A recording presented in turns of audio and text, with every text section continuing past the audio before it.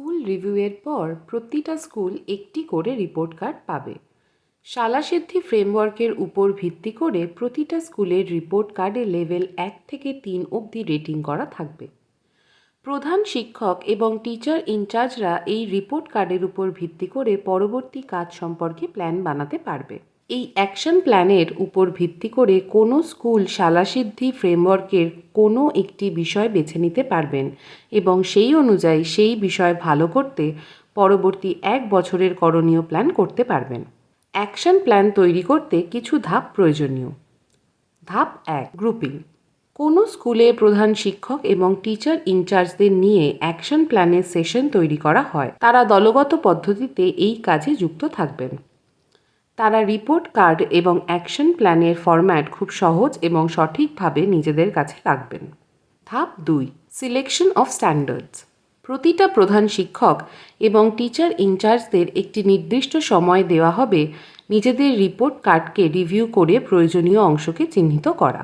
Standard চিহ্নিত করার ক্ষেত্রে নিম্নলিখিত বিষয়গুলিকে নজর দিতে হবে। 1, ক্ষেত্র 2, 3, 4 এবং 5 থেকে স্ট্যান্ডার্ড বেছে নিয়ে সেই অনুযায়ী সমাধান বের করে অ্যাকশন প্ল্যান বানানো প্রধান শিক্ষক এবং টিচার ইনচার্জের আওতায় থাকবে।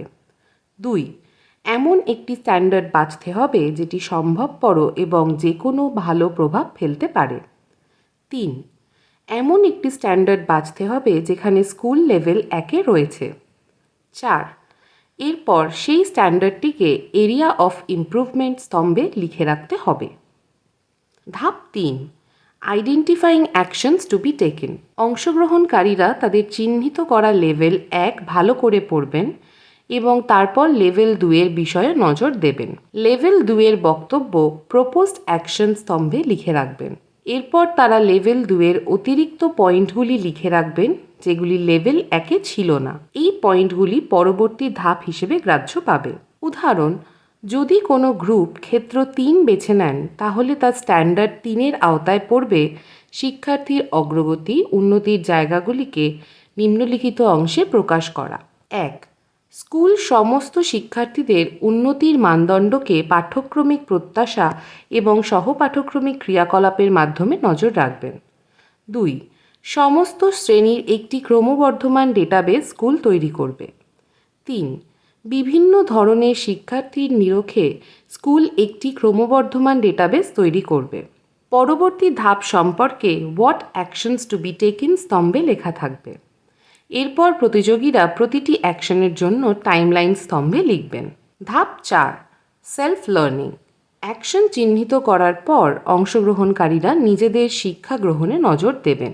আমি কি শিখলাম স্তম্ভে তারা লিখবেন।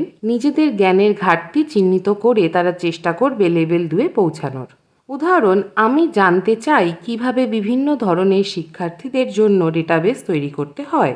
সাপোর্ট রিকোয়ার্ড স্তম্ভে কেউ লিখতে পারে, আমি গুগল থেকে ক্লাসরুম অগ্রগতি ট্র্যাক করা সম্পর্কে জানতে চাই, অথবা আমি নিজের স্কুলে গিয়ে ক্লাসরুম অগ্রগতি ট্র্যাক কিভাবে করে দেখতে চাই। ধাপ 5, ট্র্যাকিং প্রোগ্রেস। স্কুল যেভাবে অ্যাকশন নিতে চায় সেভাবে অগ্রগতি রেকর্ড করার জন্য অ্যাকশনস টেকেন স্তম্ভে লিখবে এবং যে কোনো ছোট উন্নতিকে নিয়ে কথা বলবে। তারা চিন্তা করে দেখবে কি কি প্রমাণ্য লেভেল 2-এ পৌঁছানোর দিকে জরুরি।